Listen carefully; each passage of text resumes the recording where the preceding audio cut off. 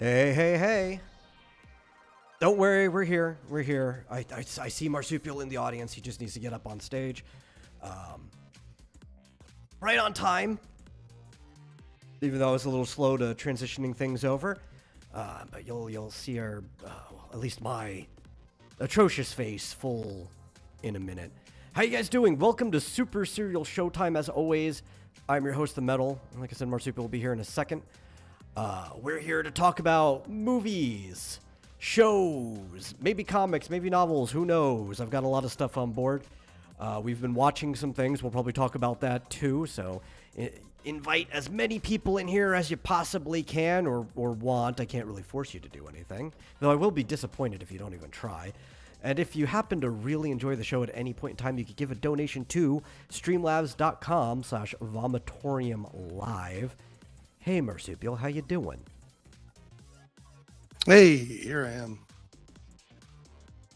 Just barely made it. Yeah, I heard you coughing through the walls. Well, I had to get all that out before the show. Mm-hmm. Yeah. You have a good drive on the way here? Yeah. Very relaxing. I figured something out at work just before I left, so everything looks good. Rehearsing my status call tomorrow. Your status call? Because I think it's... Yeah, we'll have a meeting every morning at 9 checkup. a.m. And this morning I was kind of at a loss for what to say I had done last week, just because I'd forgotten, and then kind of at a loss for what I was doing next. But it's kind of put on the spot. I wasn't expecting to have to speak. But now that I had a very productive day, I know exactly what I'm going to say tomorrow. It's going to be very good.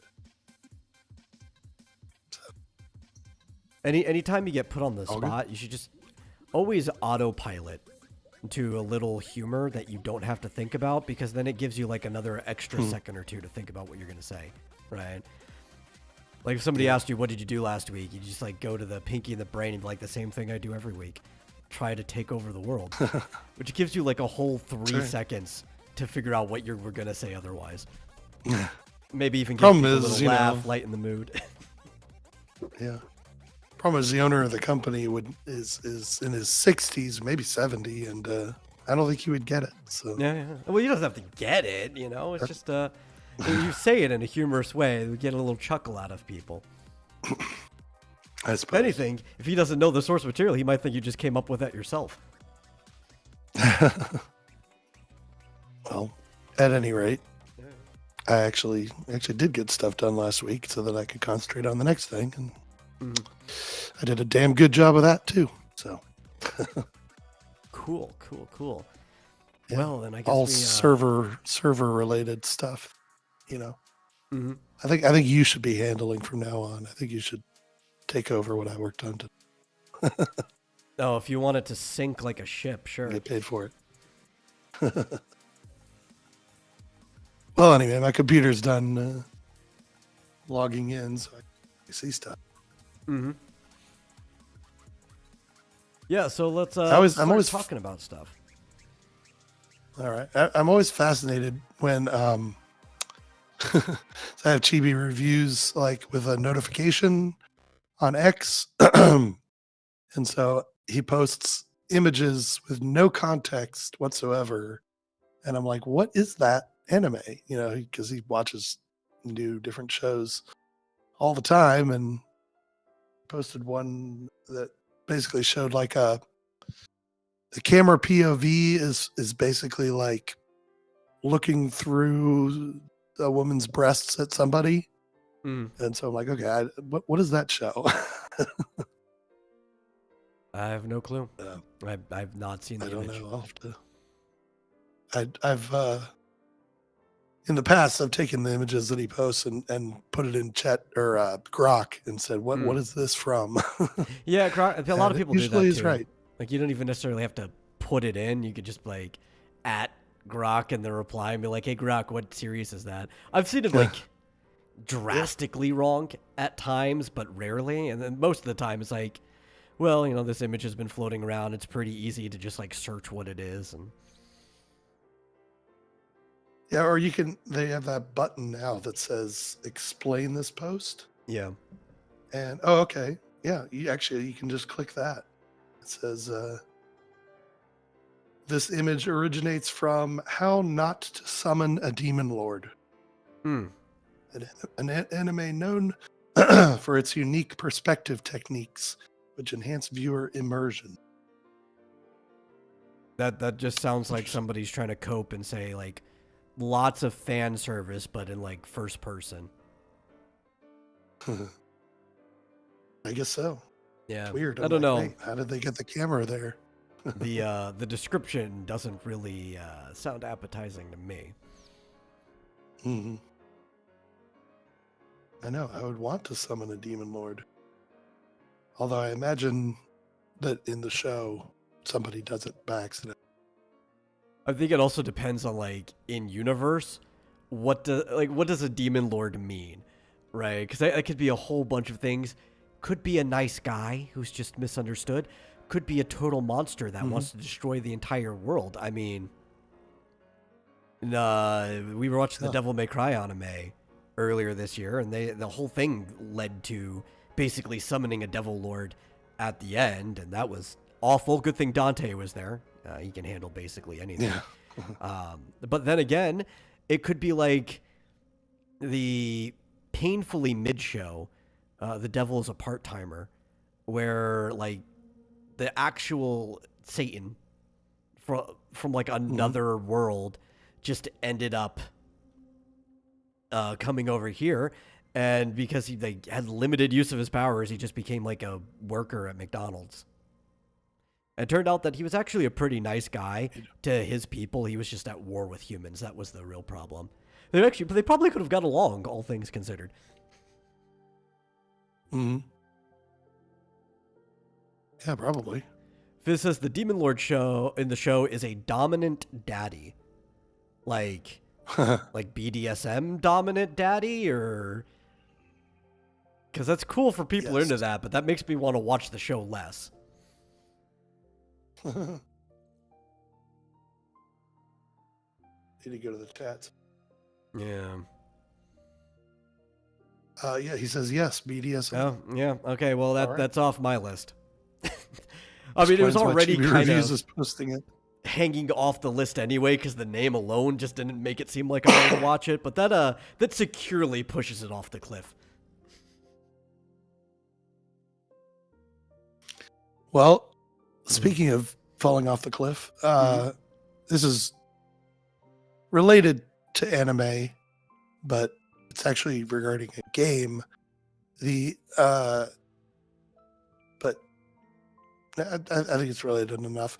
The game, Is It Wrong to Try to Pick Up Girls in a Dungeon? Battle Chronicle is closing down in a couple of months. Okay, it's only been running for a year and a half. Yeah, it's only been running for a year and a half. I mean, that's common. Most of those games shut down like a year and change. Some of them don't even make it their full year, which there are actually laws in place now that if you don't make it the full year, you pretty much have to refund any unspent currency, right? Like if you actually used it for pools or whatever, you don't get it. But if you they call it topping up. If you loaded up money into the game and didn't use it, they are required to refund it to you. Yeah. Well, the interesting thing is they are going to release it as a standalone offline game the same day that it's going down. Plus, there's already a new Is It Wrong to Try to Pick Up Girls in a Dungeon game that came out this year. Saw that. Thought it was interesting. I'll have to take a look at that. Actually, it's out for Switch. Maybe we'll talk about that more on the Thursday show after we know more about it. Yeah. Yeah. Yeah. It's related to one of my favorite shows, so bring. You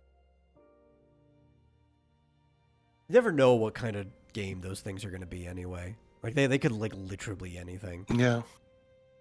Right. Yeah. It's like the thing about most of these series is like you could drop them into any genre.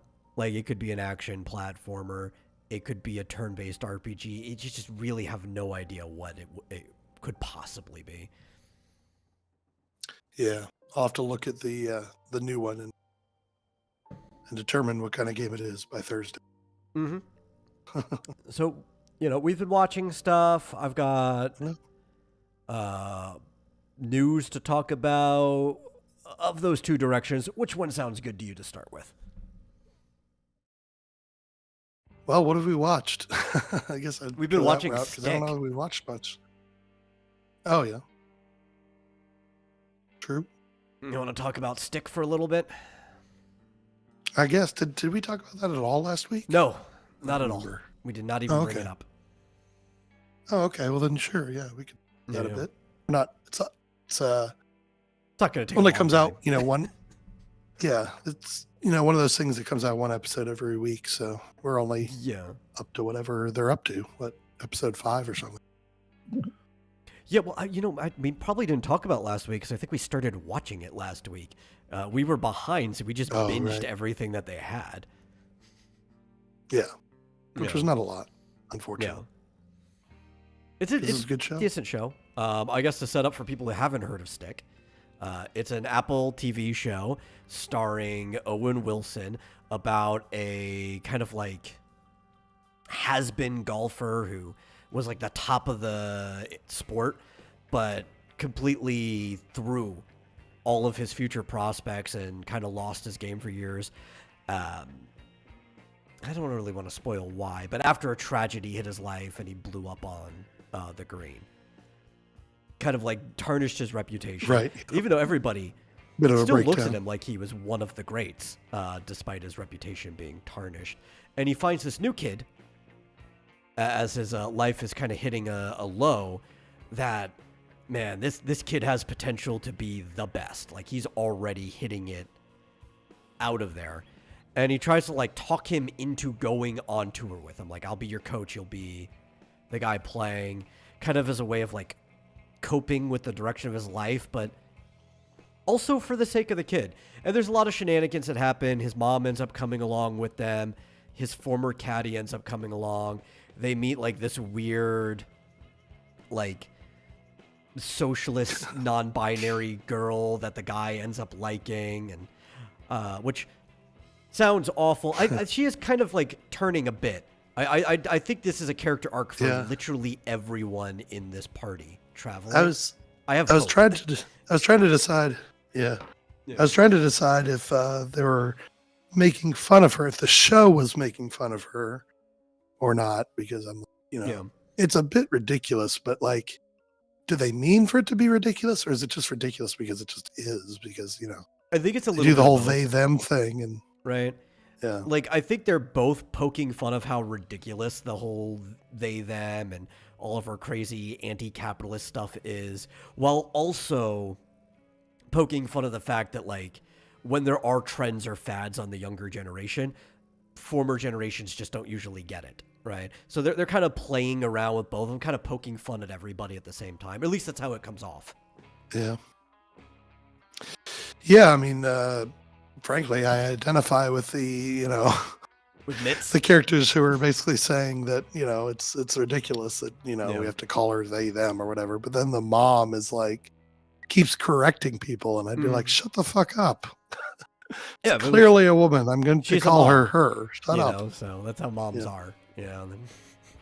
I guess, but she's not her mom. No. But for some reason, she just keeps insisting. In fact, the girl said that they could call her she. Yeah, because she went. And the mom keeps correcting people. She, they is, I think, is how it goes. Where I've known people like that. Where really, if you add in that they, them, whatever, but still keep, like, either the he, him, she, her, all that is a sign of, like, I'm going with the trend, right? This is a societal fad, but I still, deep down, I'm who I am. Yeah. It's like there's this conflict with them in reality already, Yeah, and she never even pretends that she's, like, in any way not female. So Yeah. I don't think she even says. Does she say she's non-binary? Yeah. She did. I don't When she remember. introduced, she said, She said that. she, they, right? But like, also, She said that, but when did she people, say? and she said a couple other smaller Good. things here and there. But like I said, I've known people like that. It's just literally them going with the trends of the time. I'm sure even like her anti-capitalist nature is just because she's a rebellious teenager, right? And I think that's getting worked out of her through the show, even kind of already. We're starting to see that. But anybody Is she who even adds a both of teenager, that, though? like none of them care which one you call them at all, like ever. Yeah. Is she? I think she is. I think she's. She might be a little bit older than him, but I think she was like 19 or something. She's supposed to be roughly the boy's age. Who's already escaping me. Okay. Graduated from high school, but not going to college. Yeah. Because she had a job at the beginning. Well, he had a job at the beginning too. So, I guess roughly the same age. Yeah, I guess it's summer, so I guess you could. That was the big deal that they were making, right? Like he just got out of high school, right? So they're taking the summer off before he has college plans or anything like that to do the tour. Mm-hmm. Yeah. So anyway, it doesn't ruin it or anything. I don't think. Yeah, well, it's a contemporary comedy. I don't even think it's personally to me. I don't find it annoying because of what they're doing with it.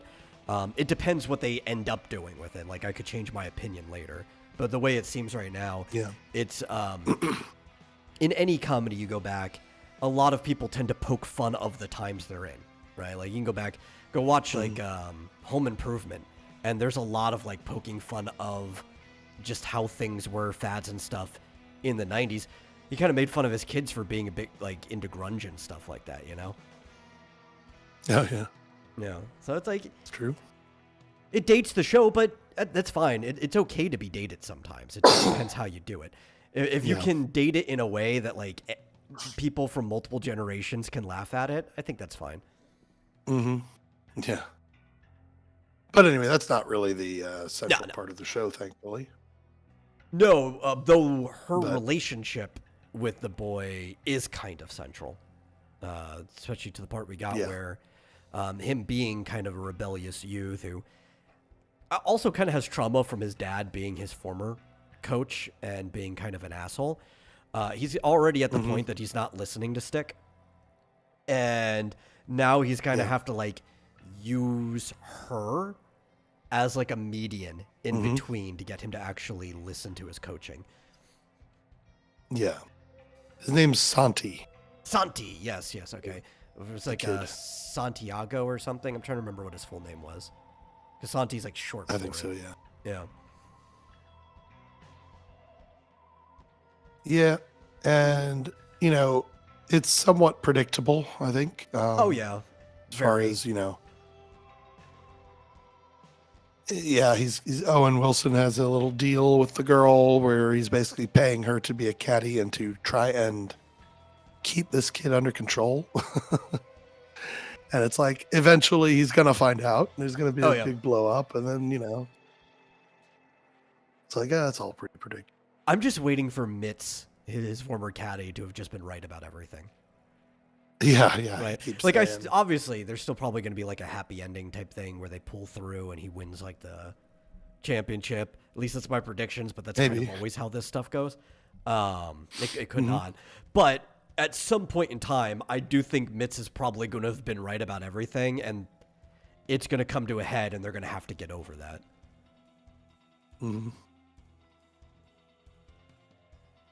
Yeah. I thought it was interesting the way that he characterized the way this kid plays, where he says, he sees a water hazard as a dare.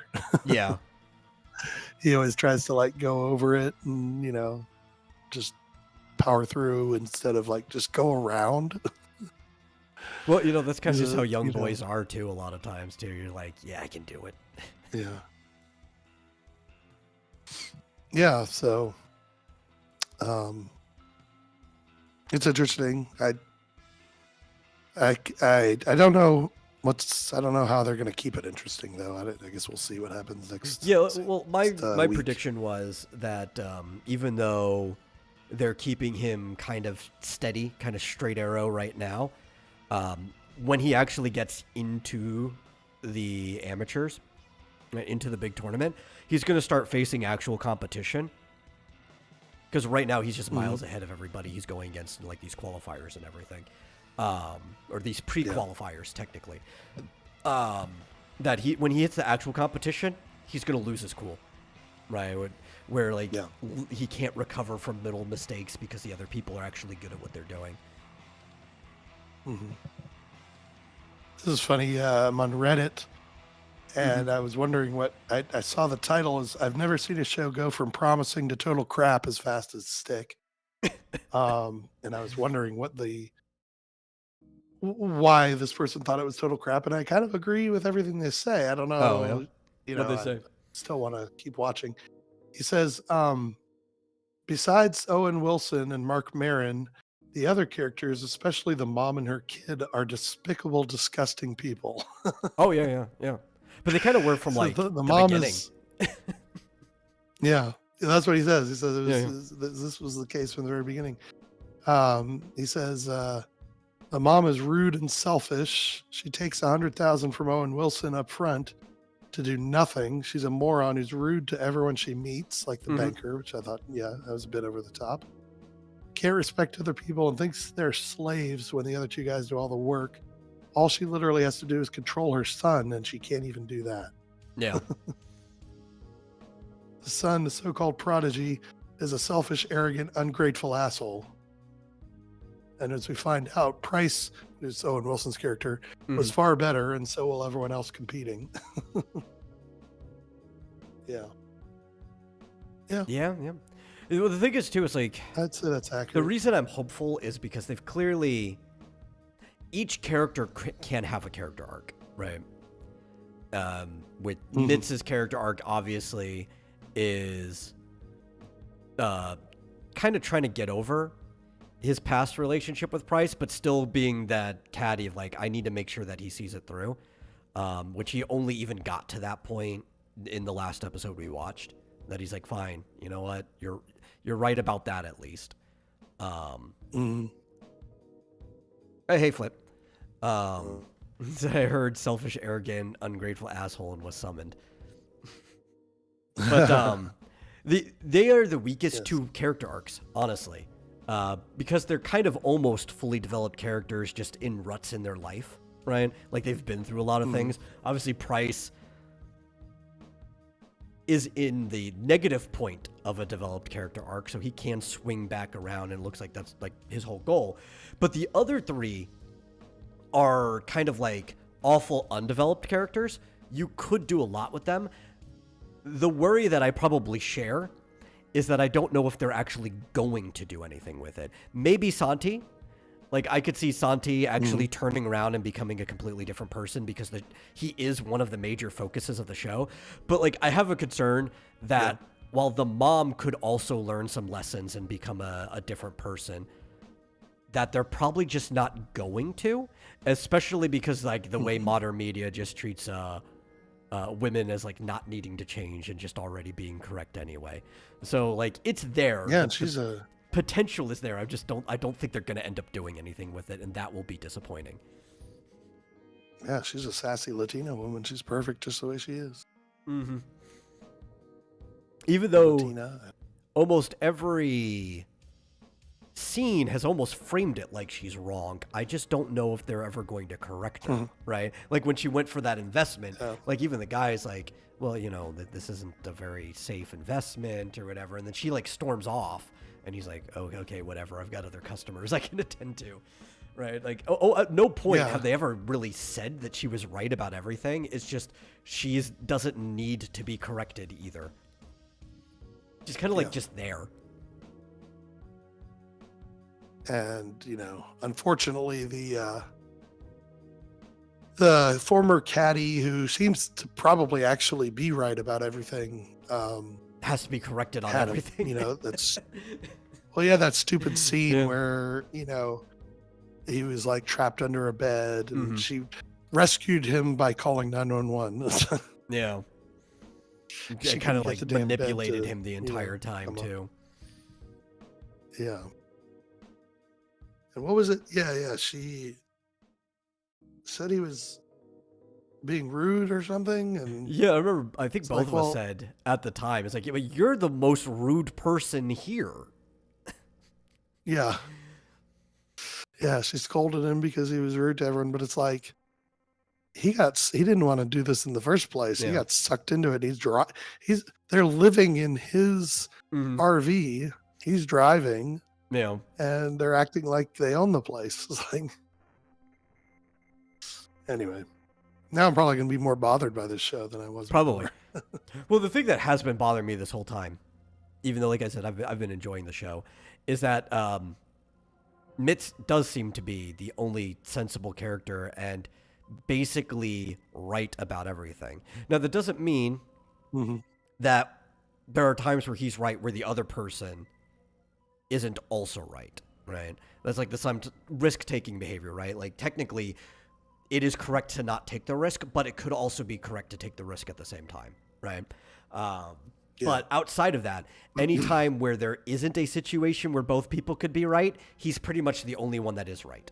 But they kind of like treat him as if he's not. That part has been bothering me Yeah. quite a bit. A little bit, yeah. There was one time when the mom said something, and this is related to the spoiler that we don't want to get into, at least not yet. Said something to Owen Wilson that she didn't realize was specifically hurtful to him.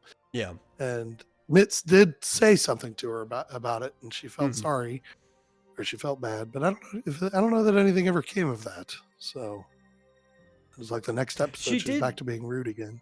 Well, she did start treating Price a little better when it came to like the parenting stuff. Yeah. But that's kind of like a negligible thing to so. the story ultimately. Like to a point that you can like not even pay attention to it. Yeah. But yeah, this kid who knows that this guy paid his mom $100,000 is awfully jerky about it. I mean, well, I mean, the way you he would says think it too, he'd be I like, think the fact that he paid his mom $100,000 is part of why he's jerky about it. Right, because he feels like they've been bought off. Even though his mom was the one who demanded it, like, I'm not saying his feeling is correct. I'm just saying he feels like they've been bought off. I guess, but like, he's being paid for the privilege of having this outstanding coach going through this tournament or whatever, qualifying right now for the.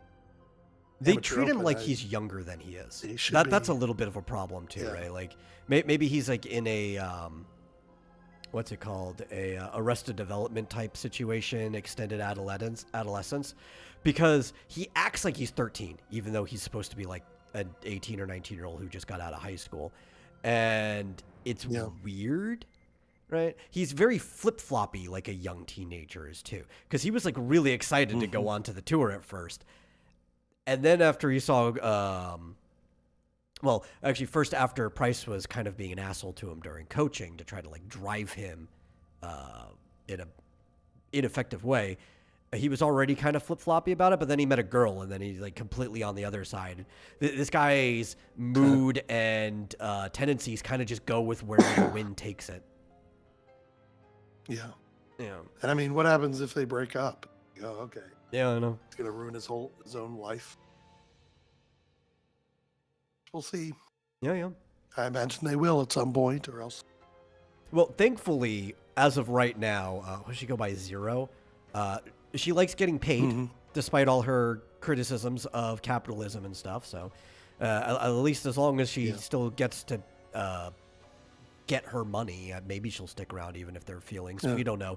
She's a very flaky person too. She could, stop caring about the money immediately after their relationship goes sour. Yeah. Well.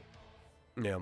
Yeah, it started out very interesting and has a good premise. I do like Owen Wilson, and we'll see how it goes. Mm-hmm. Now, Fish Joseph brings a good point. A lot of stories do that because they need to have the characters be the age of consent but act younger. Yeah, because it's like, realistically, especially if you have a mom as flippant as the one that he does, teenagers in high school age have sex all the time, whether you want them to or not. Some of them are good about it, but we know lots of them do. So it wouldn't be weird, but people would treat it as weird. So it's like, we can't even have older actors playing younger characters. They have to at least be this age, or else the audience are going to throw a fit about it. Yeah. But at the same time, like... Because they've clearly already had sex in the show.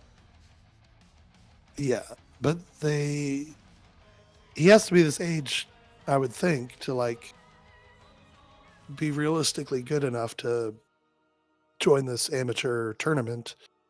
But I think but you yeah, have to they be at didn't really least 16 need to have him act to play in the amateurs. Yeah, Yeah.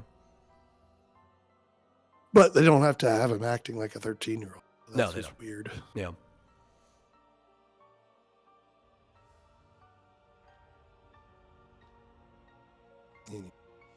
Yeah. I probably don't view it as negatively as that post you read did, but I do mostly agree because like right now the two people carrying the show are Price and Mitz. Yeah, definitely. The other characters are just annoying.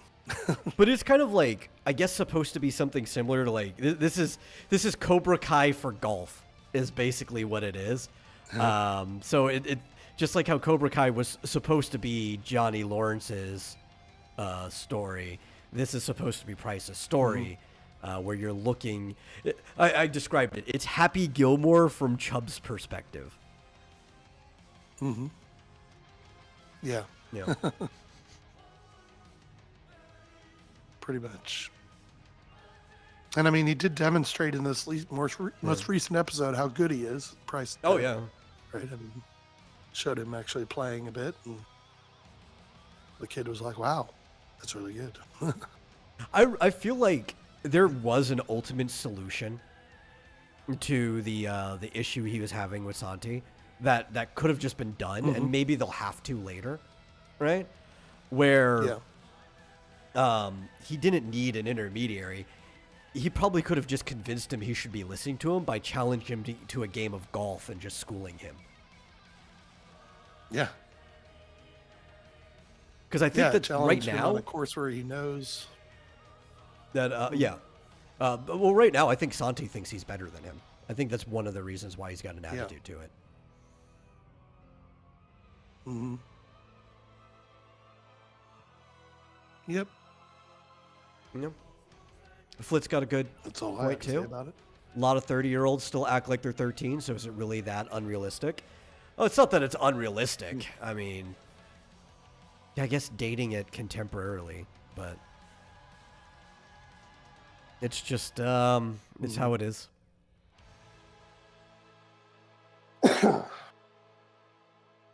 Yeah, but I mean, it's do you want a character that's annoying in your show? I think It's characters supposed can to be start out sort of annoying, right? I think the issue is like we have to think, how long is this show supposed to be? Like we don't even know how many episodes it's going to be, and how long is it going to take for the character to actually start showing development? Because character development is the whole purpose to a story. Usually, you can have morals put in there or whatever. So a character could start off kind of awful as long as you see potential in them. But if they like never act on that potential, or if it takes too long, like the audience will just get bored and leave. You're like, I just don't like this character, and he's not even getting to a point that I'm starting to like him, you know? And you could do that in either direction. A character could be boring-ish at the beginning, and you could have a negative character arc where you see the potential in them at least being interesting.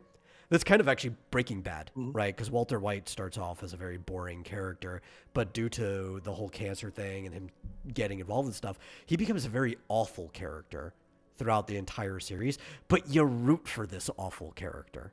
Right. So you could go either direction there, but you need to start going somewhere with a character. You can't just like leave them in the spot, because the only time it works where a character stays the way they are throughout a story is if they're already okay and you start changing the world around them, which is known as a flat arc, which is really no arc at all, but they call it a flat character arc. A lot of heroes have flat character arcs where their job is just perpetually changing the world around them. And that's fine because you started with somebody who's already interesting. It's the world that needs help. But none of these apply to Santi. He didn't start off interesting, and he doesn't seem to be getting worse, nor does he seem to be getting better yet. Yeah, I guess we'll see.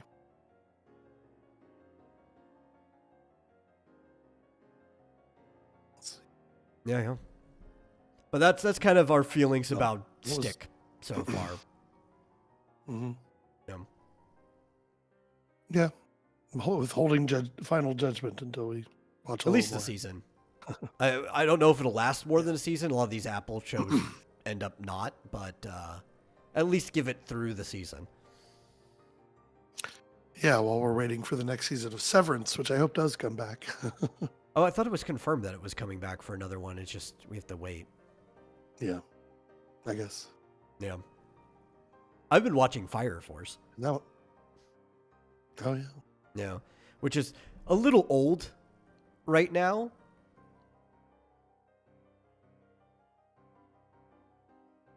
Wait, Flint says doesn't start out interesting, doesn't get better, doesn't get worse. I don't know what show you're talking about, but I already relate to this character. Yeah, maybe. But yeah, I've been watching Fire Force. It's a little old at this point. I think there was like a gap between one of the two seasons.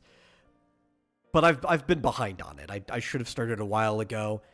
I should have read the manga a while ago because I enjoyed Soul Eater, which was by the same creator as Fire Force.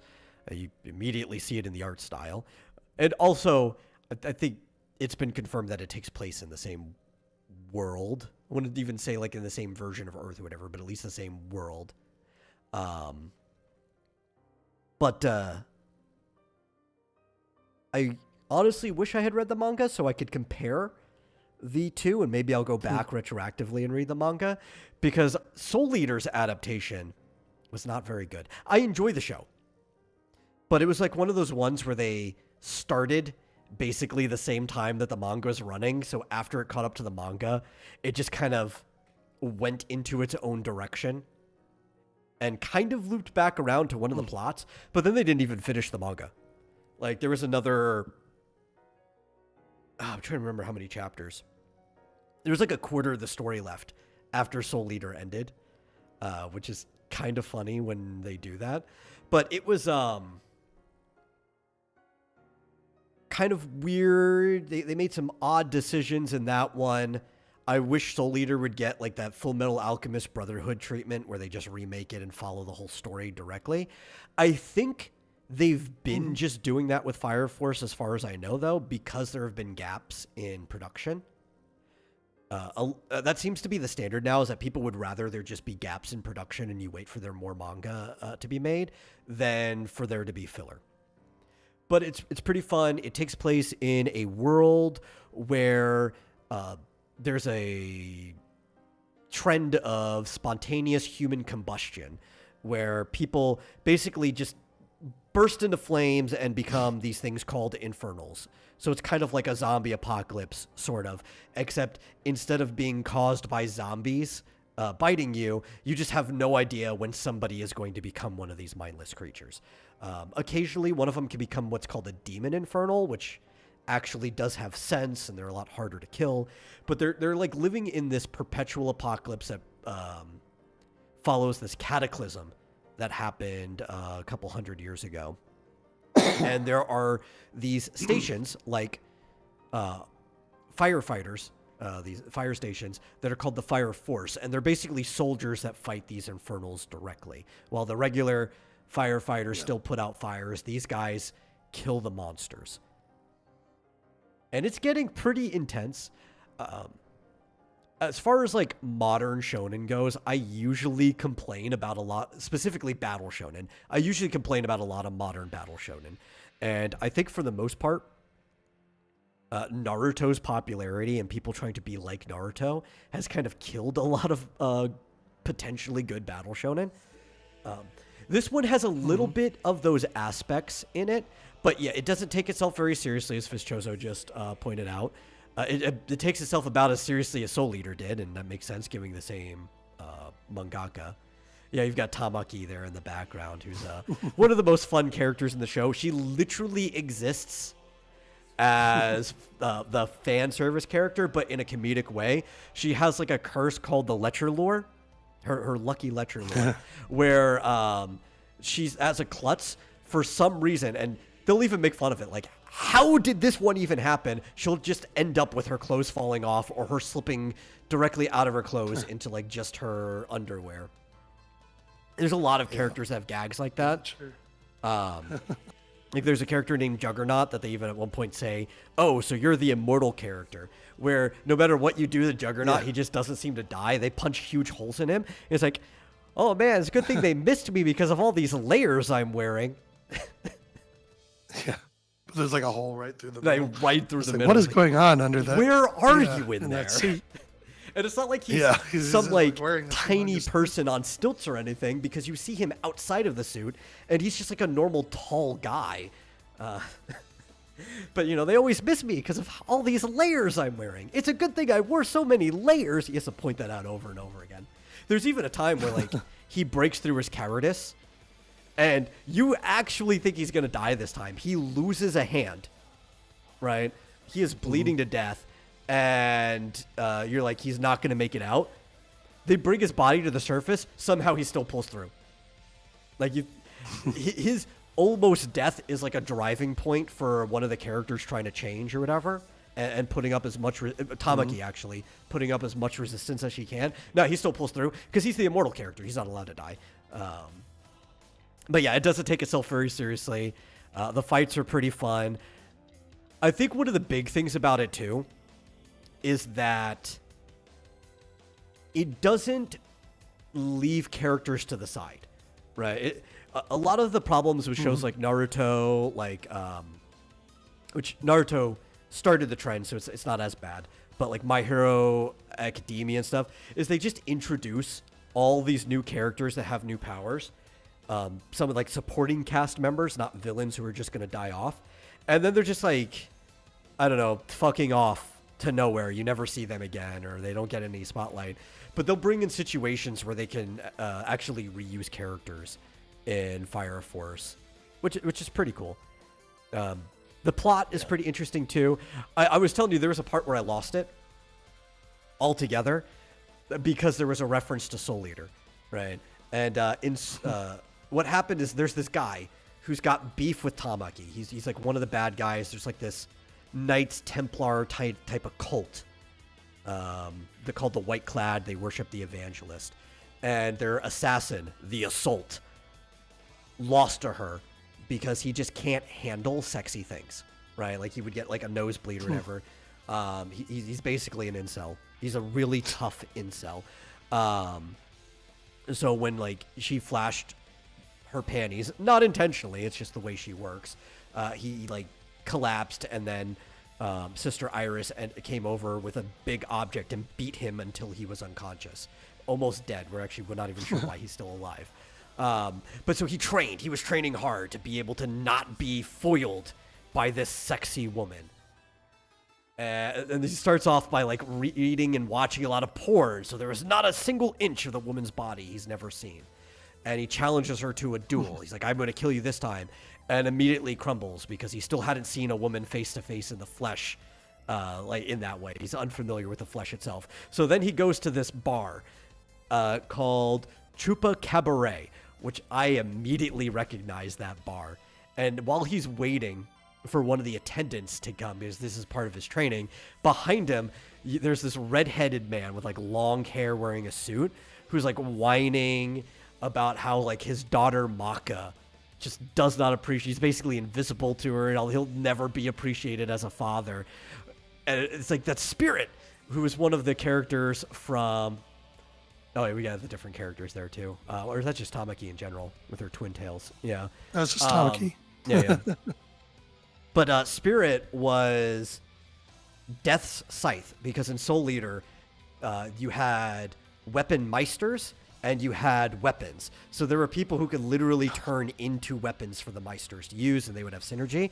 And Spirit was literally the scythe of Death himself. But his daughter doesn't respect him because he cheated on her mom.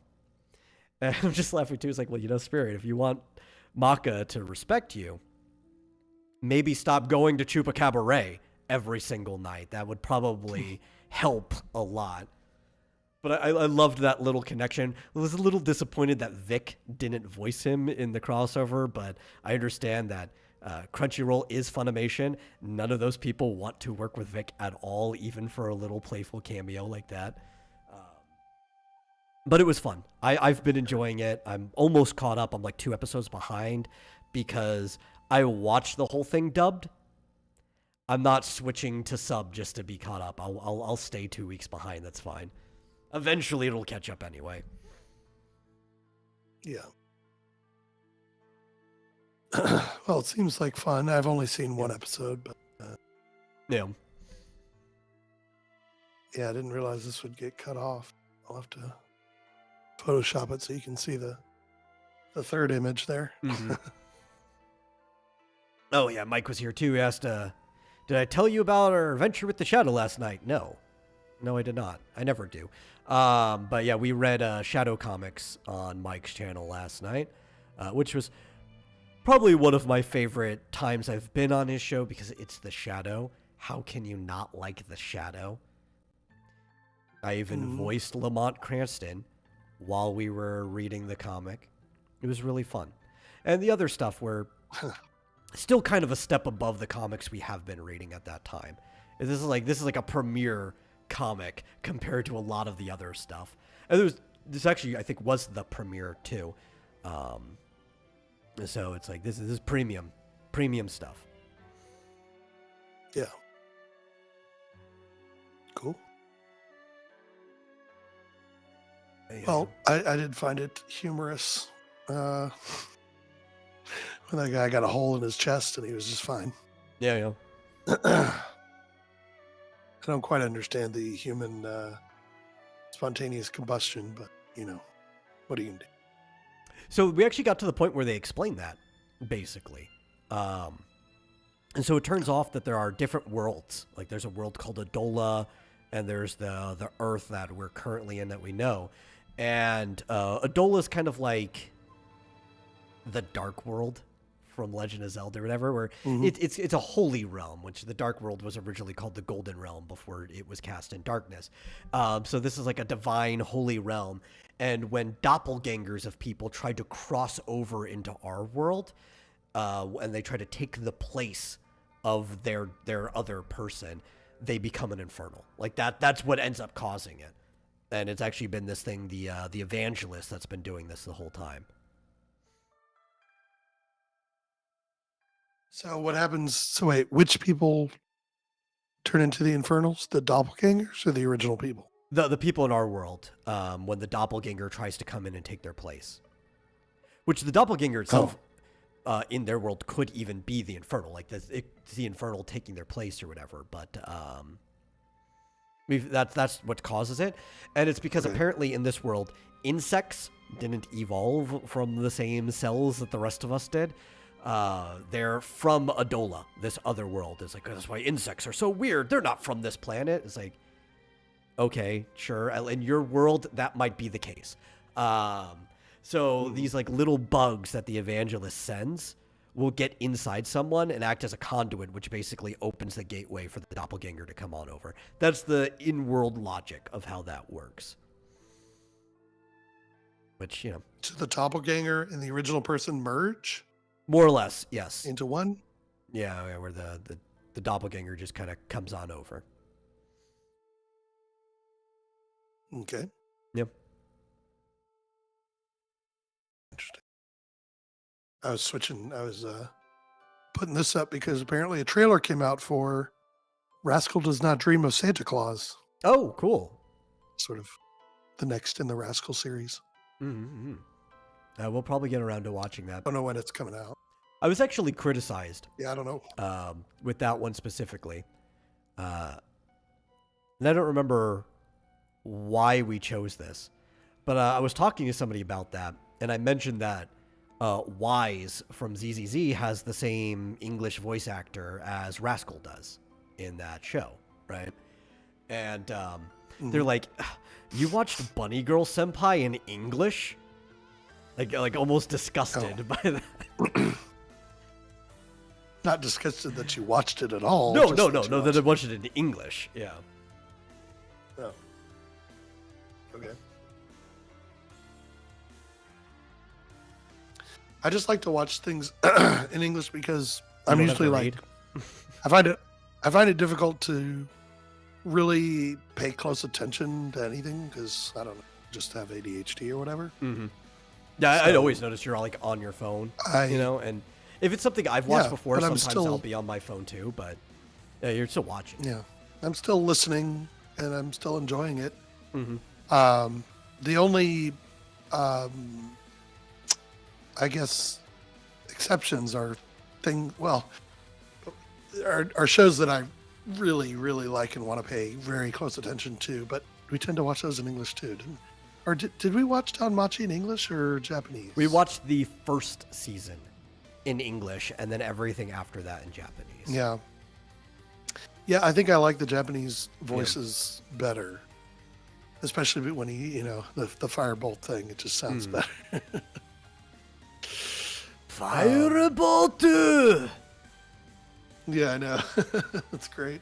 It's so much better than the English version just doesn't sound as good.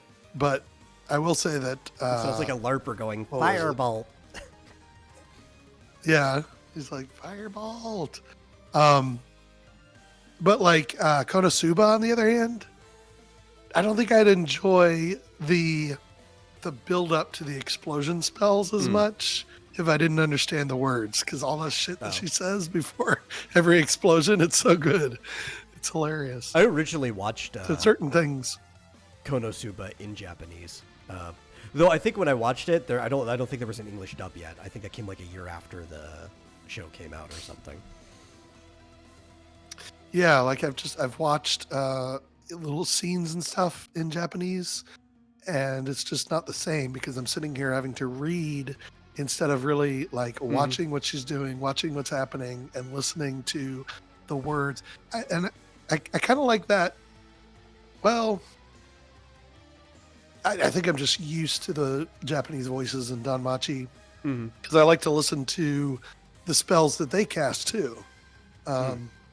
But they still always end them with, like I forget what her name is, the one from the house that Haruhime was in, where she does the Hell Kaios spell, and she always ends it Hell Kaios. Oh, I just Aisha. like their voices. Yeah, Aisha, that's right. Yeah. But it is fun to listen in English to the full. It's an interesting trend how several different shows have spells where you have to recite this, monologue in order to sort of to cast. I mean, the that's spell. kind of like an old trope, honestly.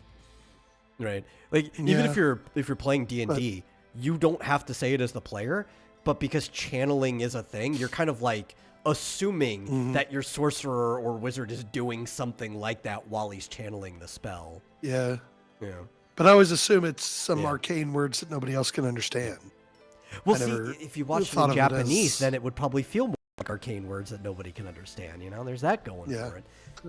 I think for me though, Now that I know. that I'm just so used to watching shows with subtitles that it does not affect me at all. Like, even if I watch things in English, a lot of times I still have the subtitles on too. Especially because, like, sometimes somebody will say something so fast that, like, I like having the words in front of me. It's like maybe I wouldn't have picked up a word otherwise. Yeah, it's certain things. Like, I don't think I could watch Freerun in Japanese because the thing is, I'd be constantly rewinding because that particular show has these very quick, brief flashes of imagery, or something that they do while they're talking, and I don't want to miss any of those because they seem very important. And so I need everyone in the chat reading to just type the word skill issue. Yeah. But some shows I'm fine with in Japanese. Monster, which we've been continuing to watch. Yeah, we'll eventually get there. It's a little annoying because we've been watching it in Japanese, and I have to admit I miss things because I can't sit there. It's a good show. I like it, but it's not like the English one is available outside of piracy, which I could have gotten it. I actually don't even know if the one I have was in English or not. I think I might actually have the Japanese version. But I think the only English version of that series to ever go off was the one that aired on Sci-Fi Channel for Anna Mondays, like a decade and a half ago. So, and I haven't seen sales for it. I don't know how easy it is to find it. Maybe it's on Internet Archive. I could go check. I don't know, but there's no streaming service that has it in English. I've looked for that. Not even Kiss Anime or anything like that. Well, yeah, that's still piracy. I'm gonna say there's no legal way of watching it on like a streaming service. Yeah, no, it's complete. But it's just getting a hold of it. It's yeah. I'm just saying. I watched it originally in English myself when it aired on Anna Mondays on Sci-Fi Channel. Yeah, it's a good show. I like it, but it's not good enough for me to really pay super close attention.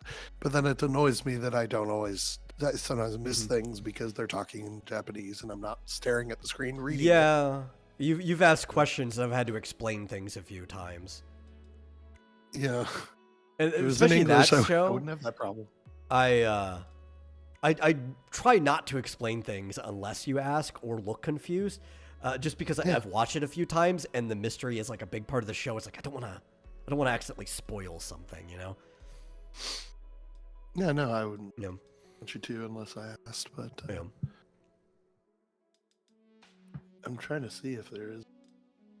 It's kind of different. Like if we're watching a show neither of us has seen, like something that's new, because if I say something, then that's just me theorizing. But you can't really theorize when you've seen a show multiple times. You're like, I just don't want to accidentally say something. Problem is just typing in monster is that so many shows have the word monster in. No, you have to put in Naoki Urasawa. Okay. Whatever you say. I found it, but I can't tell if it's in English or not. It was all uploaded in 2012. Yeah, that's about I think when the last time it aired.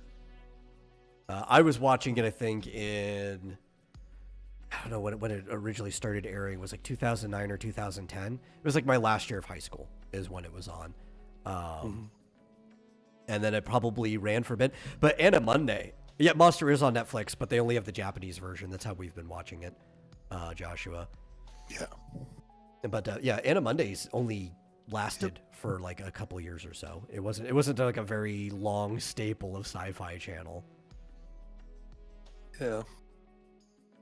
Yeah, it's funny. There's again, all these things get instigated by chibi reviews. There's this Freerun figure that's very revealing, and people are talking like she's not an adult. I'm like, yeah, she is, and clearly the figure that they made is clearly adult. It's a bit more well endowed than she is actually in the manga. It's aged up Freerun, but which you can't actually say it's aged up Freerun. Well, she has the body of like a late teenager as far as elves are concerned. They've kind of said this. Okay. Right? Not that it matters because she's over 1,000 years old. It doesn't, but like elves just age so slowly that she's like.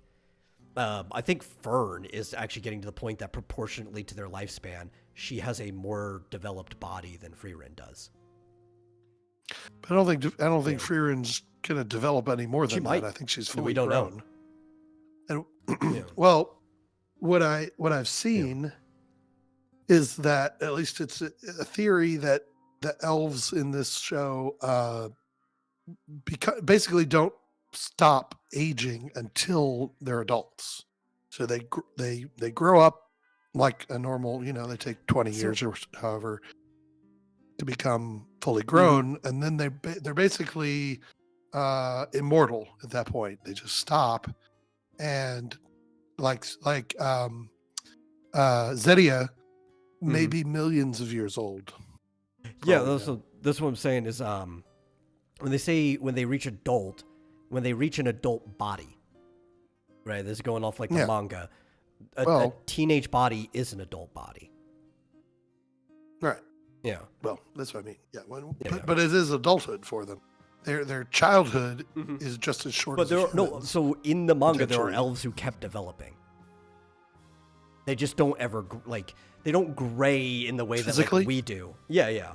Like they still physically mature. They just don't ever go into like the aging portion of maturity. I guess.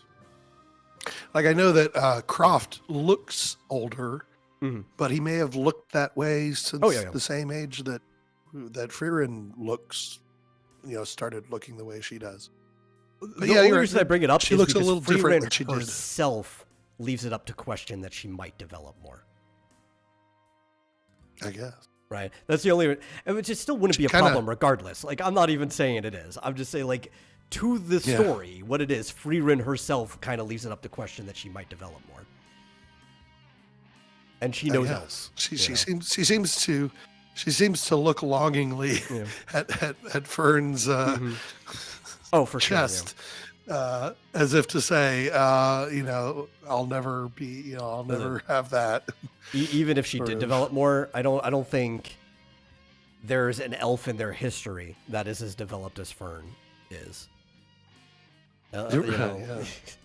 I think they just have a petite build. Yeah. Naturally. Yeah. Regardless to say, if she's over 1,000 years old, she's over 1,000 years old. That's all that fucking matters at the end of the day. Yeah. And it's not like these shows where And it's also a cartoon. where they'll wouldn't matter if she was or not. It's put a figure on your shelf. Yeah.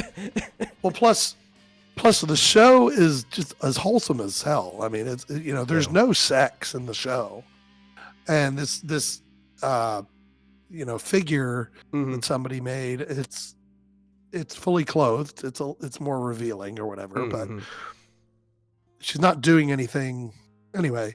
But in the show, it's super wholesome when it comes to sex. Of course, people die and have bloody things happen, but there's another figure that I saw that recently, one for both Frieren and Fern that I kind of actually just prefer. I can't remember what style of dress, like if it was a dirndl or not, but they were in like traditional Germanic dresses, which fits the theme because a lot of the names are Germanic names. Even Frieren herself has a Germanic name. And elves are historically Germanic as well. But they have like these really nice flowy Germanic dresses. And like I like those figures better, honestly. Yeah, I like what she wears on the show, which is usually pretty bundled up because they're kind of in the north and it's very cold all the time. But also, like, it's not one of these shows where, God, I don't know how we end up talking about Frieren for hours. It's not one of these shows because where you bring it up suddenly every time. there's this,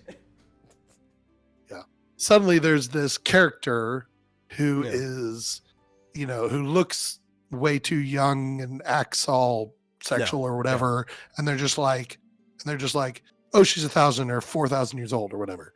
No, it actually shows her 1,000. Yeah, she's not like ago, the. And it shows her progression and the small dragon from Dragon Maid or anything, who clearly looks like a child. Yeah. I mean, she was. I mean, you could say she was a slightly younger adult in the flashbacks to 1,000 years ago, because she does look a little bit younger, actually.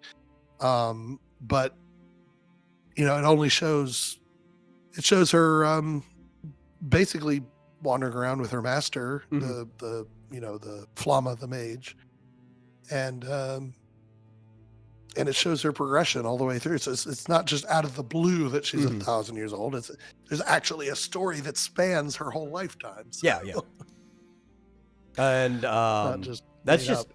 wrong, Fizz. He says all anime kind of revolves around sex. I mean, Frieren itself does not revolve around sex. There's no Now, sex. the thing is, merchandising, though, you'll find merchandising outside of the series for everything, even things aimed at kids, where you'll find like a sexy version of something. Because, like, well, this is for the adults that like the thing, too.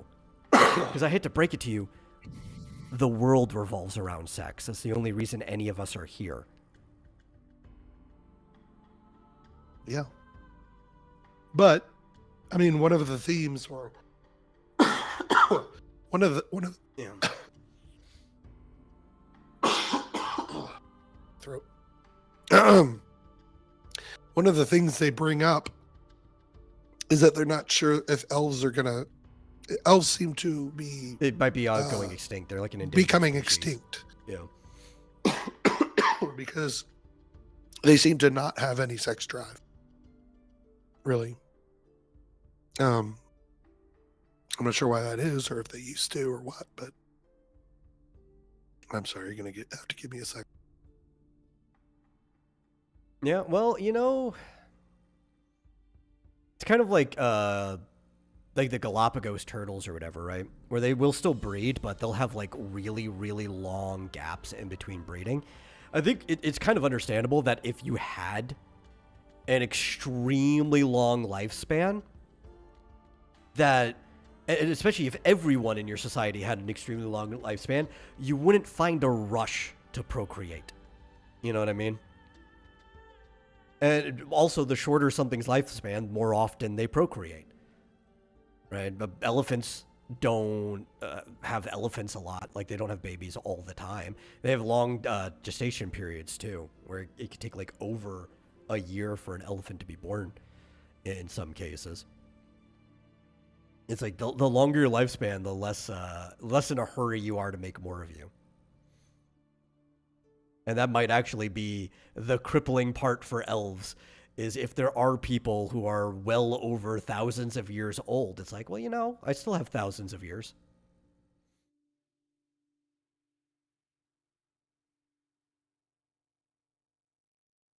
Okay, I think I got that out of my system. Yeah, it's kind of like women that's a good now point, too, that because- rely on medical advantages, and they think like, oh, it's fine, I can still have kids until like my late 30s or 40s. It's like, maybe it can't though. Yeah, it's easier said than done sometimes, Yeah. and it's expensive. Is it? Oh yeah. But I do think that's probably part of it. Is that like if you live forever, you're in no rush to have kids. Yeah. And it was probably fine for their species if they had very, very few kids, because they seemingly live forever. So it's like, Yeah. oh, okay, occasionally somebody would procreate, and then eventually, so Yeah, it probably kinda was kept not an things issue going until the back when until they the were, Demon like, King basically yeah. like slaughtered them en masse. That's what Now I was they're going to pull up screwed. to it, right? Is that they were probably fine when elves were more isolated in general, and before everybody had to stand up against the Demon King. But it's like now it's just like, Yeah. good luck. When are these Galapagos turtles ever going to actually get together? Yeah. Exactly. And I mean, he proactively went after them, and I kind of wonder if, I know there's going to be some time travel in future episode or future seasons. I kind of wonder if he finds out that an elf is going to kill him, and that's why he decides to just slaughter them, and I wouldn't be surprised. as much as he Yeah. can. But anyway, Yeah. talk about that whenever there's a new season. Oh, actually, they have announced that the manga, which has been on hiatus for quite a while, is going to be coming back. So okay. the original author apparently was going through a long period of depression, and Yes, I as guess mangaka typically do. They'll go through either mental or and I guess physical health writer's issues. block. Yeah. Yeah, I mean, sounds like it was mostly mental. It was just writer's block, depression, and stuff for a couple of years. That could be physical. I imagine the show, it could be. Yeah. Yeah. It's all the same. Mind and body are all the same machine. Oh yeah. But I do like, there are some things you could separate, not to go to a full tangent for that though. But there are some mental difficulties that you have because your brain doesn't normally put out the right chemicals, and you might need some type of like supplement to fix that. There are some where there is a social or emotional condition that causes your body to have chemical problems. But there's also the pure, most biological cause of depression. You're just locked inside working all the time, and you're not going out and getting enough sunlight, Yeah.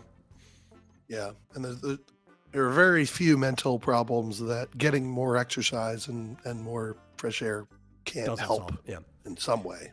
There are some that are like And very critical ones that are social, where it's like, depending on how your social life is, your body will start just like going wild with how its hormones are producing the wrong ones and stuff. Yeah. And that's because we're herd creatures. Like, so you do have to take care of that social side of things. Yeah. Getting more exercise can help that too. It could. Depends. If But you're getting anyway. more exercise by yourself, that it may not solve your problem, you know? Yeah. But anyway, point was the manga's coming back. So there's going to be new book. Supplement like meth. I mean, in the short term, exactly what we were talking about. in the short term, it'll solve your depression issues, but you're going to pick up a whole lot of other ones too. Yeah, I wouldn't go with the meth, but there are safer alternatives. Yeah, definitely. Like, just get some edibles, What else? if you want to be a little wild but also safer. Yeah, depending on where you are. Now it's just fully legal here. You can Yeah. there's just stores. You don't even have to. I remember 5 or 6 years ago, before I left for Alabama for a while, you had to basically get diagnosed with something. Yeah. You had to come in with a card that basically said, and somehow I developed sciatica right around that time. I don't know what happened. It just happened, and somehow, and and then nowadays you don't even need that. You just got an Yeah. ID. Like, I haven't prove that checked you're a in certain on age. That's pretty much it. I haven't checked in on Idaho's laws in a while. It was kind of like the most restrictive one in this area. Maybe it's changed between then, but if it has, basically everything along this coast and the next adjacent states are kind of just like open now. Yeah, pretty much. They even have topical creams and stuff, and Mhm. they're very, very. I've been in they still call it a dispensary recently, and they're very creative with all the different products. It's amazing.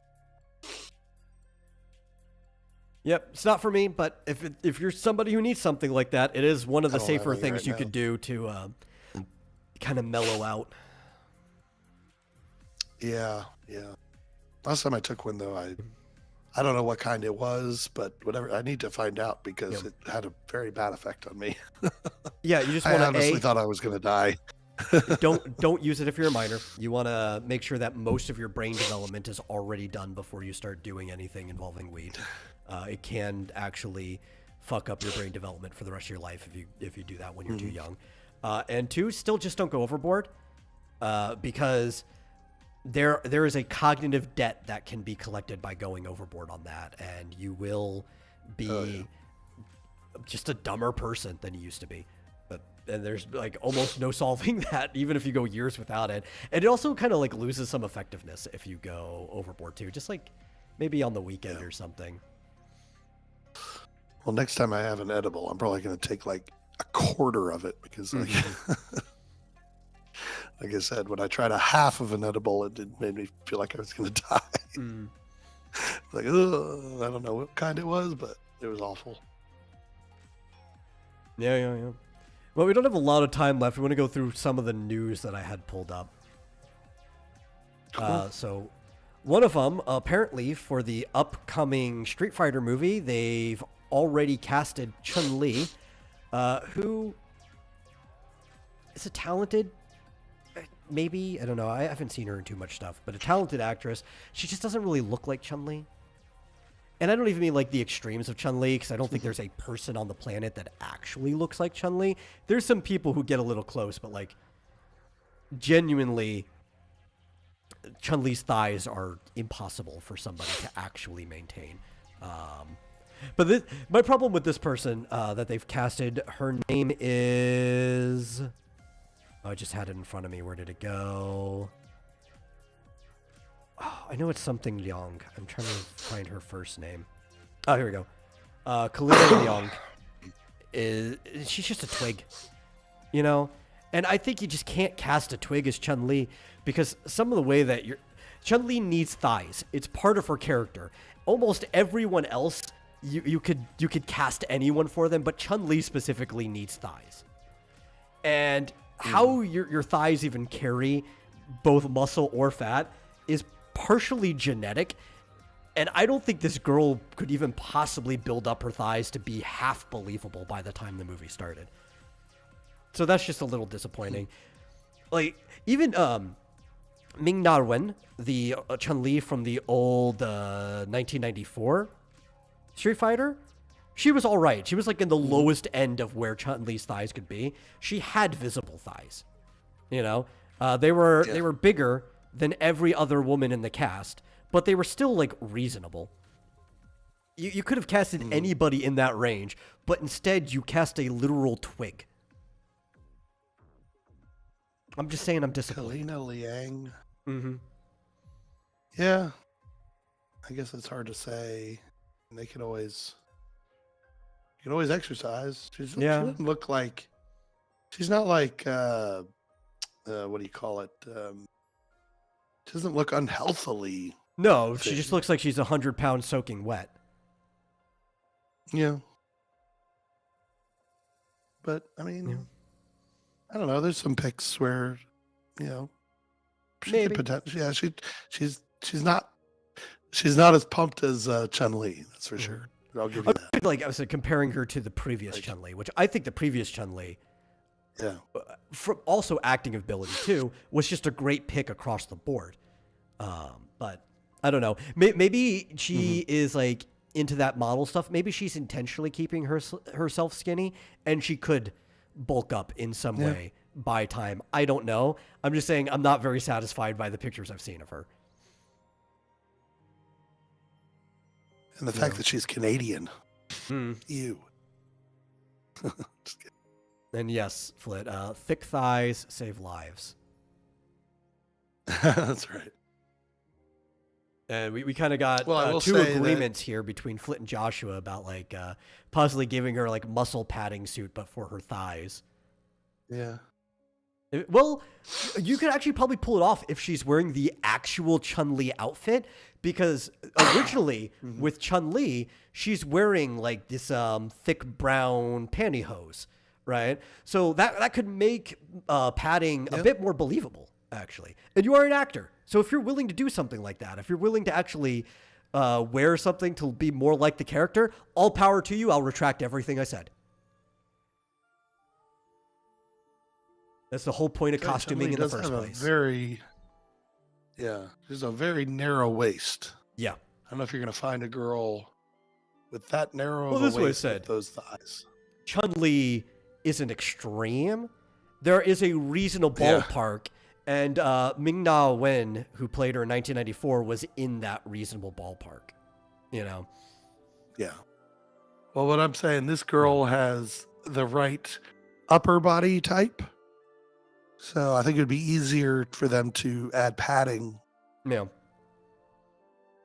probably to her thighs than to find someone who has the right legs but the wrong upper body. I don't know. Seems like. Yeah, maybe. I don't know. Street Fighter characters are designed like anime or cartoon characters, right?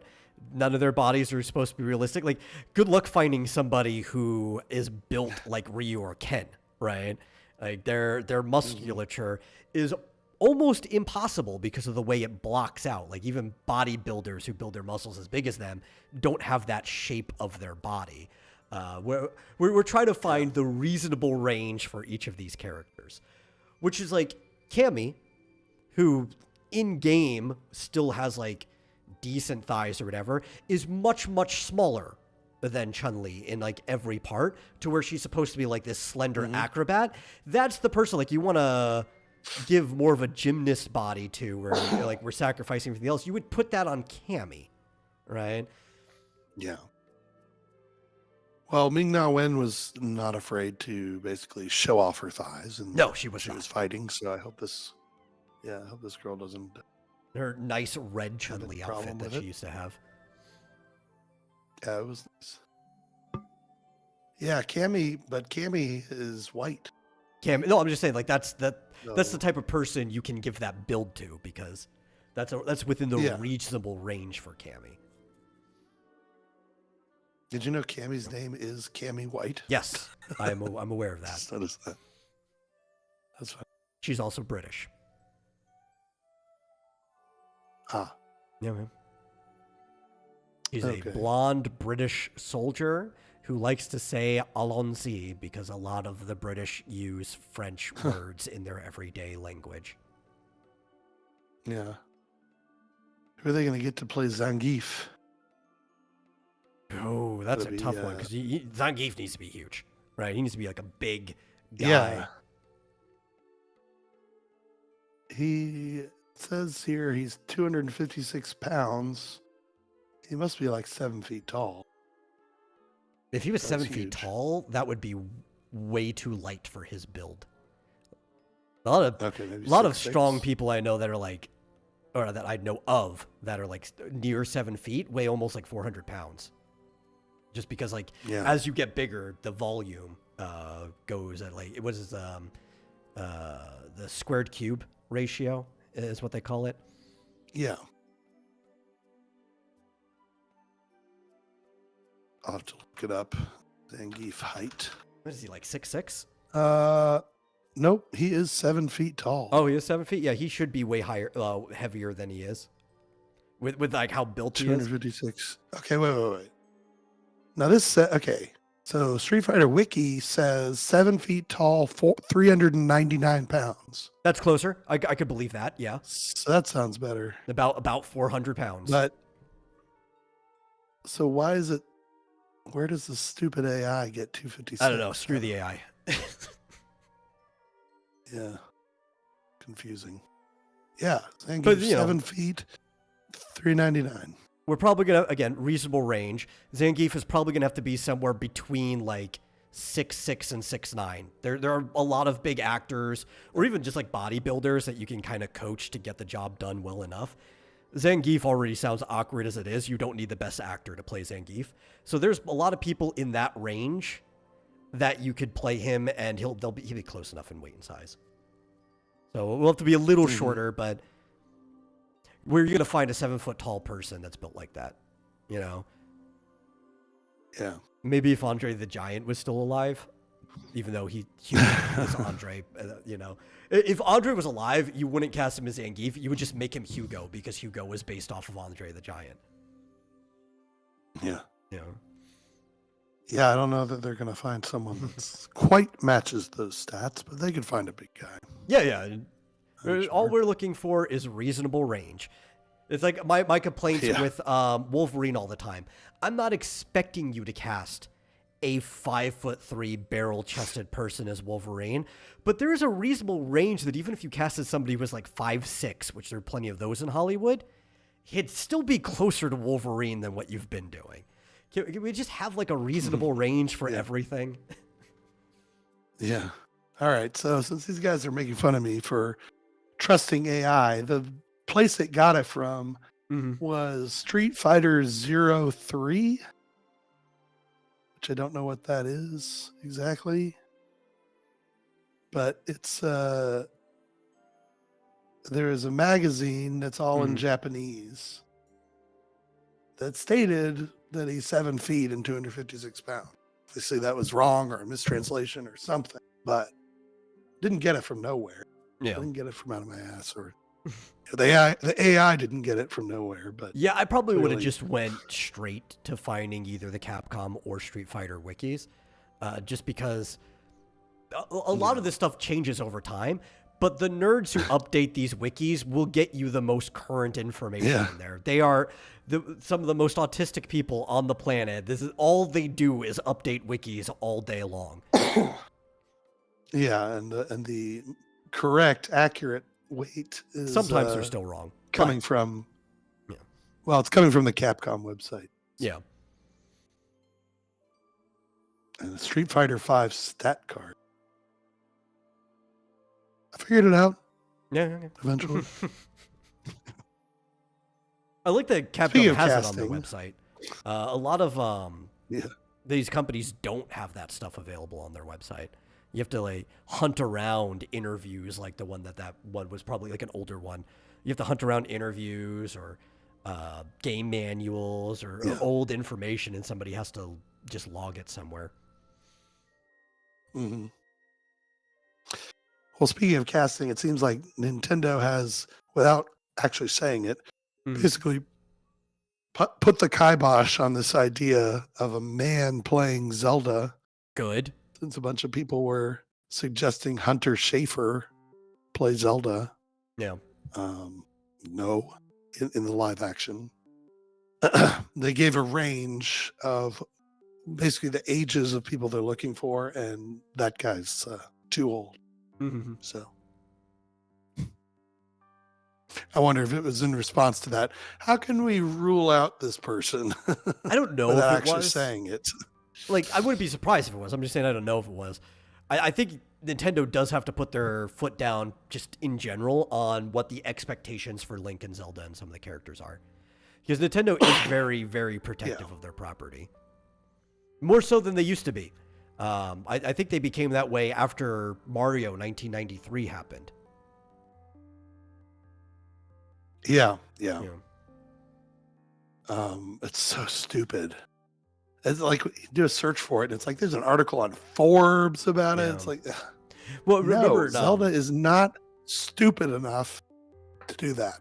It was the agency that Schaefer's in that started pushing this, like it was some organic grassroots movement or something.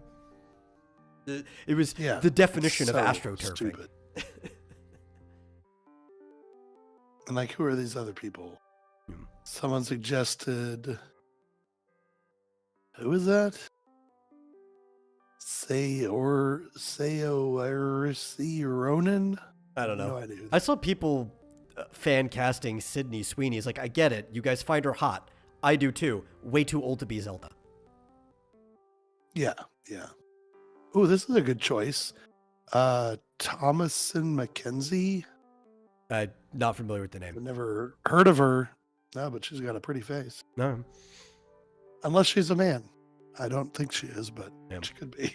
Listen, I'm also in the movie. I'm against them casting a man to be Zelda. If this was like a stage play, especially with like the history of men playing women and even vice versa on stage, I'd have no problem at all. I wouldn't even care if the person's too old to play them on stage because they're up on stage doing an acting thing. But that also comes down to a difference between performance art and what you would call like canvas art. And even though there's people performing in a motion picture, it is actually the equivalent of canvas art, where you have like this most perfect version of the thing you're looking for that people can appreciate for time in memoria, right? It's not like this live living piece of art that you have with somebody up on stage, either performing a play, playing a song, or something like that. We have different rules in these two different things of art, you know? Yeah. Plus, I mean, that to me that would be one way to have Nintendo be like, no, like if it's like it cast this person and they even start filming, I could see Nintendo be like, we're getting some major pushback about this. Yeah. I think we're going to cancel the whole project. They would do that. Oh, I don't for think sure. they would go through with it. They'd basically be like, no, or they'd why reschedule the would we- project. Be like, we're starting from scratch, yeah. Why would we completely like alienate probably well over half, probably 75 to 80% of our potential target As I saw that audience. casting was No like fucking way. legit. If it was real, I wouldn't go see the movie. I would never see the wouldn't movie. either. I wouldn't even watch it on streaming or anything later. I wouldn't even pirate it. Like, I just wouldn't want to see the movie. Yeah. Yeah, it's like, I mean, we got plenty of things to complain about with the Super Mario Brothers movie, but I did see it twice in the theaters. I've seen that movie like 30 times. And, there's plenty to And I complain bought the about DVD. it. Yeah. Yeah. I bought the DVD when it came out, too. It's like, I think the worst insult you could give something is I wouldn't even pirate it. Yeah. Yeah. That's the problem with live acting, is that, well, it doesn't have to be a problem, but it could Yeah. be. With the voices, it's like, okay, I wasn't crazy about Seth Rogen, but, at least we don't have to look at his face. Yeah. Well, and even like voices, right? You could cast a man as a woman as long as like the audience can't tell, right? But there's a little difference with the voices. Women get casted for young boys all the time too. We're dealing in like different ballparks though, Yeah. Or if it was a comedy, if it it was like a slapstick parody comedy, then you also just don't really care who gets casted for everything. But as far as we could tell, this is supposed to be a very serious take of The Legend of Zelda. Yeah. Oh well, I think unless they've cast like complete unknowns, it's gonna be touchy. We'll see. They've got 2 more years until the release date. Please, I want complete unknowns. I don't want to know anything about the person who was playing them beforehand. I don't want them to have been in anything major. Maybe you pulled them off of like some small role in a TV show that most people don't know or something. That's fine, but like no major roles. And also not from They the said Disney ridiculous. Channel. Yeah. And if they said ridiculous stuff on social media, have them wipe it before you cast them, because if they do it after, someone will go and capture all of their crazy shit that they said 10 years ago. Yeah. But, there's been a couple okay actors to come off of Disney Channel in recent years. I just don't even want to risk it. I'm like, no, sorry. Just ban on Disney Channel. We did have a last thing. We might know, finally, after like 5 years, who is going to be directing Ryan Reynolds' live-action Dragon's Lair movie. And it is possibly, not confirmed yet, they're in negotiations, James Bobbin, or Bobin. I don't know how you pronounce his last name. There's only one B between the O and the I. But there's also only one B in between the O and the I in Robin as well. So it could be Bobbin or Bobin for all I know. I've never heard it said aloud. He's done a lot of things. He made the Muppets 2011 reboot and the follow-up Muppets Most Wanted. He did the Dora and the Lost City of Gold movie that was recently that I heard was good. Like, people liked it. I just wasn't so fond on the idea, so I never watched it. Flight of the Conchords, Mysterious Benedict Society. No, I think it was a movie. Directed the show? Yeah. And he did the Percy Jackson and the Olympians. Like, those are things that he's done. Competent director. So it could be good, especially looking at like Percy Jackson as an example, is used to working with like big mythical things. And that is what Dragon's Lair is a very mythical story about a guy invading a dragon's lair to save a princess. So maybe could be good. It really depends on how they play it. I imagine with Ryan Reynolds and also just the idea of Dirk dying horrible deaths over and over again, they're probably going to try to make it epic and comedic at the same time. Maybe they'll turn it into like a Groundhog's Day time loop where every time Dirk dies, he resets and he's like, I gotta save the princess or I'm stuck in this loop forever. Who knows what they'll do with it? It could be fun. Yeah, I wonder if they're going to do something like that with some sort of video game mechanics or something. And that's another. So that's live action as well. Yes, yeah. It was originally going to be animated, but when Ryan Reynolds jumped on, they decided they were going to make a live action movie. Which I could see Ryan playing Dirk. I think I said this originally when he was casted, but like, yeah, he looks enough like Dirk. It's fine, you know? They just need to get a really Daphne? hot lady for Daphne. I don't know. Well, see, she could be older too, right? Because a princess is a princess until she gets coronated, and sometimes you don't get coronated until, you know, the previous ruler dies. If people want Sydney Sweeney, they have a hard-on for her these days as Daphne, she could pull that one off. Especially because Dirk is obviously going to be older because Ryan Reynolds is playing Dirk. Like, there's a lot of potential people. We're not stuck in such a tight age range for Princess Daphne. Yeah.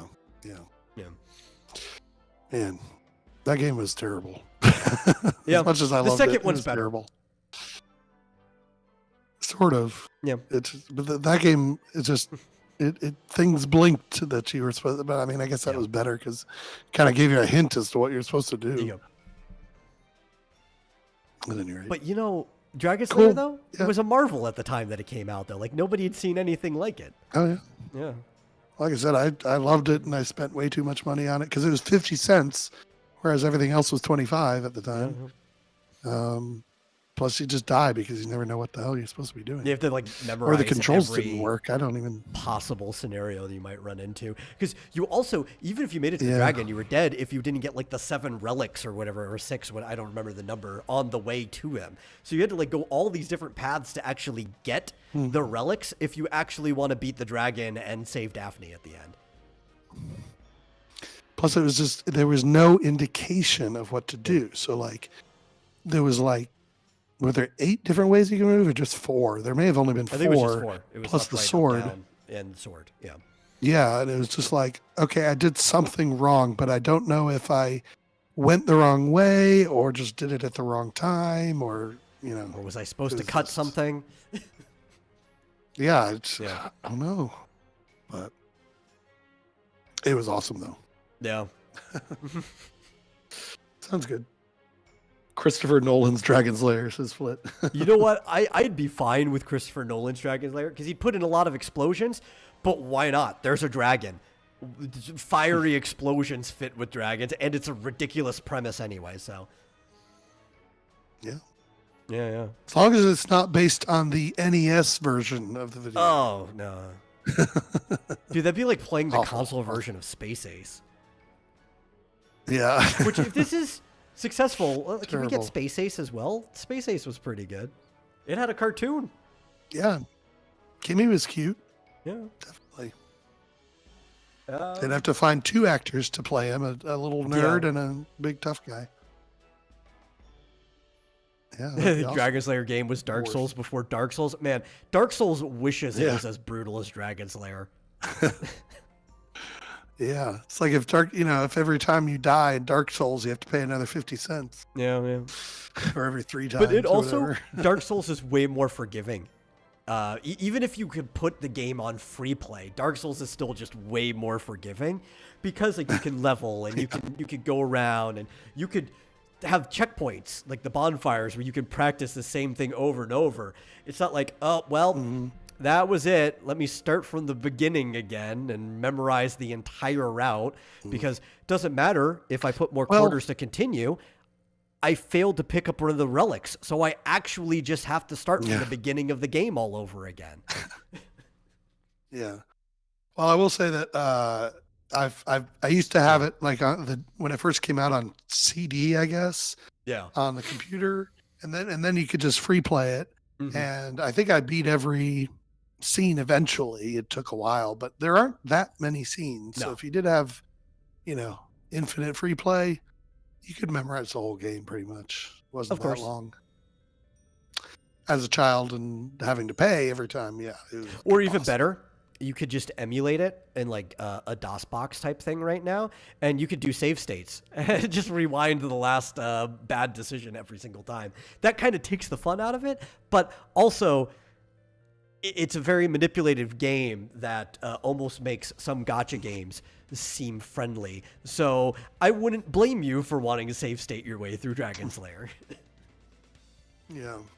Yeah, I should get, if I don't already have it, I should get the ROM or whatever and play it on MAME. See how it is. Yeah. Watch but hey, the cutscenes. We made it to the end of the show. Endorsing save scumming. Listen, only save scumming in games that are scum itself, you know? Yeah. No, I've been watching this thing on endorses save scumming in everything. Go ahead. He will even chant, save scum, save scum, save scum. I've been watching, I think it's a YouTube channel called Sideloaders. Is that right? Sideloaders. They had a series where they had a Gen Zer, this girl was on the show named Blabs. Side scrollers. Play all of with these Craig Skitson. side scrollers. Yeah. You said side loaders. Oh, what did I say? Side loaders? Yeah, no, side scrollers. It's the guy who did Screw Attack. I was thinking about mobile development. I've actually met Craig personally many times. I've been on stage with him. Yeah. Well, they've had this young girl play all these NES games, and some of them they're just like, no, we're not going to give you any hints, extra lives. We're not going to do save scumming, any of that. Just see how you do. And some of them they're like, well, this one's really super hard, and we really want to see you play all the way to the end. So we're going to do some save states, just to help, because otherwise it would take months. Yeah. It's a good show. I actually had a very embarrassing moment on stage with Stuttering Craig where I failed to get past level 1 of Contra only on 3 lives. I wasn't allowed to use any of like the input codes or anything to get more. And I had not played Contra in so long. And the last time I had played Contra, I used to do this thing called Contra Golf with my friends where, like in normal golf, you count up your score. You try to see how little shots you can make to get through level.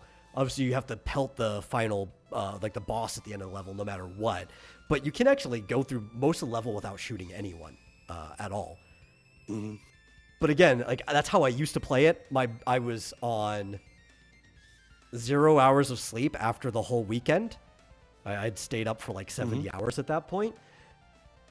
My mind defaulted into Contra Golf instead of just spamming that shot button. And I also hadn't played it in years. So I embarrassed myself pretty bad. Contra Pacifist Run is about as close to it as you can. You get a point added every single time you fire in Contra Golf. So you're trying to get the lowest score possible. So yeah, no. I got a consolation prize just for going because I even got my question right. So while I had my embarrassing moment, so did the entire crowd. Because the question to even get to that stage was, what was the first game for the Konami code to be in? Option B was Contra, and everybody was shouting, Contra. It's like, no, it was Galaxian. I knew this because I used to watch Icons all the time on G4. I'm like, don't you guys all look stupid? So, I don't even feel bad about my moment on stage afterwards, especially with being how tired I was, because I still beat the audience in that moment, and that's all that mattered to me. I'm surprised. Did Konami make Phoenix? I have no feel clue. Like they did. Oh no, they didn't. Amstar Electronics. I was going to say, I think that came out before Galaxian, but it was a different company, so never. Yeah. But yeah, so that was my moment. I got consolation prize. Sometimes you guys see me wearing some of my prizes. I have a Screw Attack shirt that like was their old logo and stuff. I have another shirt with them that has like this boom box and this dinosaur on it that says Rad. It was their other Screw Attack shirt. I've got some DVDs of their old stuff that isn't even available on the internet anymore. So I've got physical copies of stuff that Rooster Teeth took down when they purchased Screw Attack. I've got some cool memorabilia, like Metal Gear Ben. I have to correct myself. Apparently, Galaxian came out in 1979, a year before Phoenix. Mm-hmm. Yeah, I like your prize clothing, Yeah. video game clothing. Now, what show was that on? It was at the end of SGC 2015. It was Stuttering Craig's game show. I'm trying to remember the name of it. It was like Stuttering Craig's Wicked Awesome Game Show or something. It was some like weird name. He just always wanted a game show, so he figured he was going to close out the whole convention with a game show. So there was like thousands, maybe even like tens of thousands of people watching me in that moment. But hey, you know what? I don't care. It was fun. It was nice being up on stage. I was dressed like Captain N. I've got pictures of the moment too. I was even backstage before that. I was helping him set up. I didn't know he was going to call me up to the game show. That was kind of a cool prize. And I think it was, not only did I help him set up backstage, which probably leaned more into him pulling me up on stage as one of the contestants, but also I was cosplaying as Captain N, and he really wanted somebody to cosplay Captain N. Like earlier, I was like, well, you know, I've always wanted to cosplay Captain N, so I think this is like the year I'm going to do it. Yeah. It was a fun time up on stage. I miss the Screw Attack Gaming Convention. That was like my favorite thing every single year for the several years that it ran. Yeah. But we're well over time at this point. Oh, well. So thank you guys for watching. I had a good time. Hope you all did too. Please share the show out with somebody else you know that preferably wasn't already in chat. I see, you know, Joshua Flitt. You could just cheat by sharing the show to each other. And I know how things work. But if you really enjoy the show, anyone out there, whether you're watching now or in the future, can always give a donation to streamlabs.com/Vomitorium Live, and really helps us out. We'll see you guys no later than Thursday. See ya.